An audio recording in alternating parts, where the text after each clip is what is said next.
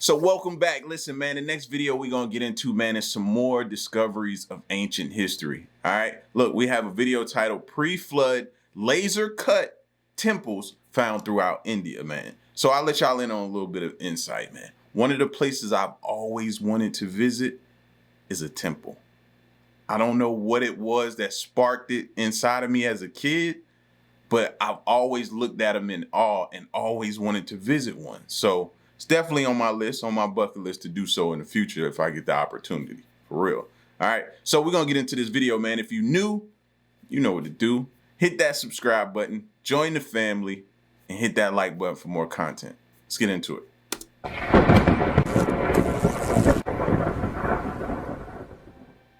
India is a place littered with incredible ancient yet unexplained ruins. Intricate ancient carvings can be found dotting the cliff faces, seemingly laser-cut caves hewn from enormous rocks, and perhaps the most impressive of its collection, the rock temples hewn straight from bedrock, which can be found all over the country. We recently focused our attention on one of these sites in particular, perhaps the most impressive of these ancient temples. Known as Kailash, it is a structure drenched in sculpted animals and religious idols. Many others also exist, somehow carved straight out of stone hillsides. The accuracy in which these structures were carved. Y'all heard him say that, right? Somehow. They always throwing little shots and shade and being petty towards some of the researchers and stuff like that, man, saying somehow they did this. That was a jab. Of stone hillsides. The accuracy in which these structures were carved, the refined finish achieved, has allowed these structures to evade explanation to this day. There is, in fact, another site within India, another temple that, just like Kailash, was somehow hewn from a solid hillside. However, what is particularly interesting regarding this temple is that it was mysteriously abandoned, leaving the apparent different stages of its construction for all to see. Known as Vetivan Koil, it is located within Kalagumalai, a panchayat town in the South Indian state of Tamil Nadu. Intriguingly, upon the structure and the carved walls, which it is now framed by, is the same telltale chisel marks found at so many other sites around the world, an anomaly we have already covered in depth. However, what is particularly interesting regarding Vetivan Koil is the fact that these crude marks are also accompanied by the seemingly impossible perfect finished sculptures, which mystify all who peer at them to this day. Look at the detail. That's why. When you're sitting here, you're stumping yourself trying to figure out how did they do this stuff. And then you come across such a breathtaking structure such as this, and you're like taken aback because you're in such awe of wondering how did they do this? Like the detail is just, man, it's beyond belief. And it's just not like a one-off with them. You're seeing a lot of structures like this, temples like this, different things like this, statues like this, and they have this attention to detail. So it's like, just how? Finished sculptures, which mystify all who peer at them to this day. It is a visual, chronological timeline cast in stone, possibly left by an as-yet unknown people, using unexplained yet amazing artistic skills. The temple seemingly displays the methods used to carve it. The artist responsible crudely chiseled the design, presumably somehow from the mind's eye, then somehow professionally worked into the refined, astonishing art, which adorns so many of these ancient Indian structures. Who built Vetivan Koil? How did they achieve such perfection with such hard stones at such an early time in history? Is it, like academia would have you believe, a mere 1400 years old? Or is it a far more ancient structure, built using as yet unknown stone working techniques, used by an unknown group of artists? As research mounts surrounding such sites, the answers will inevitably be discovered. There are countless ancient sites found all over the planet that are not only far older than current academically claimed, by Stonehenge. individuals funded to come up with specifically permitted dates for their creation, selling one's integrity in favor of financial securities and an authoritative position within society, offered to them in return for their obedient deceits. Like a mule guided by a carrot, these individuals not only fear losing such reputations and handsome incomes, if one were to tell the truthful story regarding said sites, but they unquestionably turn a blind eye to the many areas that I cover, which are often not only implausible to state were the work of the particular permitted re-inhabitants, placed much closer to us within history, but to suggest that such ancestors were capable of said feats is simply a preposterous claim. They often knowingly and deliberately overlook such features, due to their lack of any plausible explanation for such accomplishments. As such, with many ancient sites simply ignored or are disguised as closed-book cases, with a dull, deliberately disinteresting tale of origin. These academics have some of the most intimate access to these ruins, yet deny the world's population a true account of said relics. For to suggest that a civilization less advanced than us accomplished the placement of megaliths far into the thousands of tons precisely atop one another with awe-inspiring stonework details and polygonal— But don't y'all think as well, they got to stop saying less advanced than us? That's number one problem, I think. Don't you agree? Like, you got to stop saying less advanced than us, because that may not be the case. Sorry to say. For to suggest that a civilization less advanced than us accomplished the placement of megaliths far into the thousands of tons precisely atop one another with awe-inspiring stonework details and polygonal brickwork seemingly created like a puzzle of unique pieces, among many other baffling features, I feel is a proof of a deliberate agenda-driven conspiracy concealing said site's true origins. These unexplainable anomalies, the main reason why said individuals perceive me as a threat, not only to their funding, but also their positions of trusted authority within modern society. For the truths I tell, due to the inexplicable nature of their existence and their lack of exposure within academic studies, expose the field as a funded, organized group of deceivers. These features are simply impossible for them to explain. Yet they continue to claim that they were built by people who were undeniably incapable of such feats. This is why many unexplainable artifacts simply vanish, and we would probably still believe them if it had not been for the internet. When the internet came about, and social media, YouTube platforms, and different things like that, who can display stuff like that, like this, and information, and go against the status quo of what's being said, that messed them up. They weren't prepared for that. They may have tried to be, but they couldn't be prepared for what was to come. And what was to come was them being exposed. Them being, you know what I mean? People having questions. You can't hide this stuff but for so long. And now that you have people exposing, saying, hey, this is, maybe we would have the answer if this wasn't missing, and this wasn't, certain graves and different structures weren't robbed and ramshacked and ran through and pillaged through and all that stuff. They might be able to continue to control people. But no, man, people getting unhooked from the matrix, you know what I mean, so to speak. So you're not able to do that anymore. So it's making it hard for them because people's eyes are wide open. Don't you think so? That they were built by people who were undeniably incapable of such feats. This is why many unexplainable artifacts simply vanish, and why many ancient sites are not only brushed under the proverbial carpet, but said features overlooked, ignored, and not mentioned at all. And our next relic is no exception. Many people have heard of the Great Wall of China, one of the only ancient ruins which is so large it can be seen from space. A very famous wall. Yet an even greater number of people are unaware of another Great Wall which can be found within India. Successfully overlooked by modern historians and antiquarians alike, this wall, known as the Kumbhalgarh, has been claimed to be merely a recently created ruin.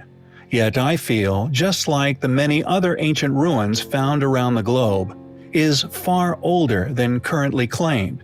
It is of an astonishing size, and a number of alternative so-called fringe researchers, which academics like to derogatorily call them, have found substantial evidence that not only is the upper layers far older than claimed, but the entire wall sits upon a foundation immensely older than the wall we see today.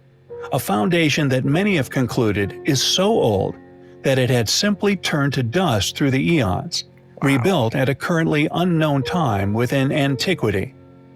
The wall stretches an astonishing 22 miles, and once protected hundreds of extremely ancient dwellings, and measured at over 40 feet thick. To suggest that such a feat could have been accomplished by our more recent ancestors, who the founders of mainstream academia permits, is a tough posit to agree with.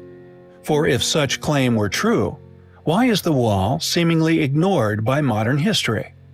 I feel the reason the wall has been successfully kept largely unknown is due to the fact that if openly studied and widely known of, more people would research such site, eventually realizing, like many before them, that the wall is far older than currently claimed, and possesses such enormous amounts of stone, along with an immensely older foundation, that current claims of its origins and age are simply incorrect, and a clear attempt to shrug off this astonishing structure as a reasonably modern creation, which they hope will not be looked at closely.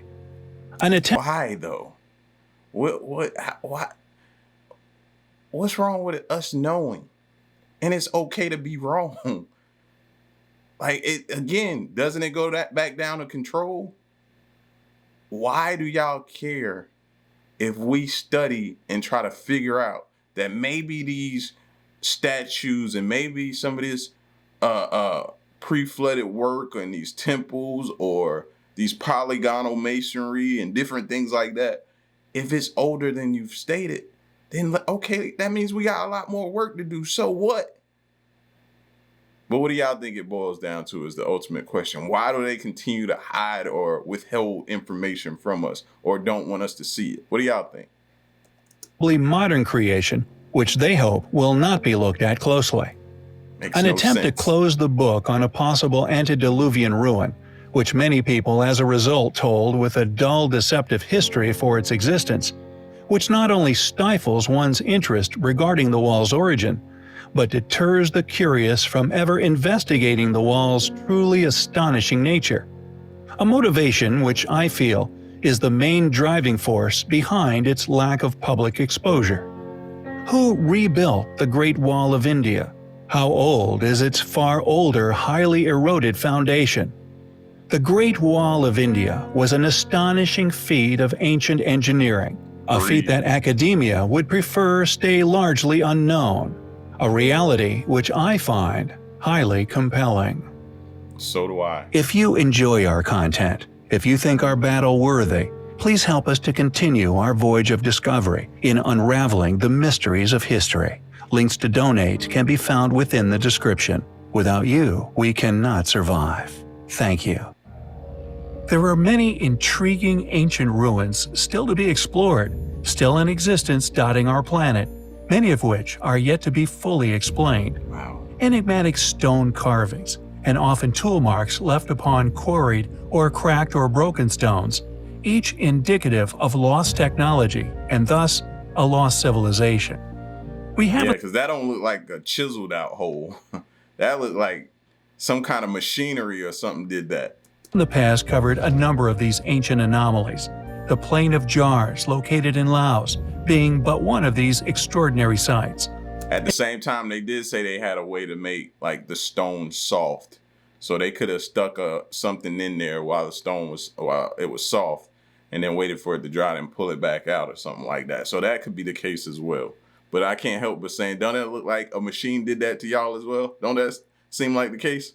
Jars located in Laos being but one of these extraordinary sites. Enormous stone jars that would simply be illogical to create in the modern era, yet would have been even more illogical for our well-studied yet far less capable ancient ancestors to have created them. Why these mysterious sculptures were created, and possibly most important of all, when they were made, is an enigma still left within our past. And the Kachari ruins are of no exception, a set of stone ruins located in Dimapur, Nagaland, northeast India.